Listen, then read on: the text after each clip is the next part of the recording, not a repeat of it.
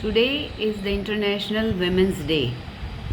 It's 8th of March 2025.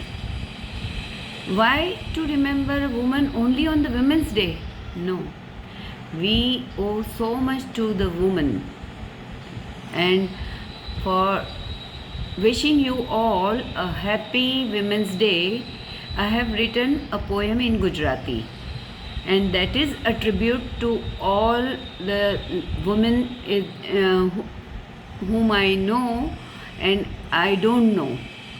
So the title of the poem is સ્ત્રી શું છે?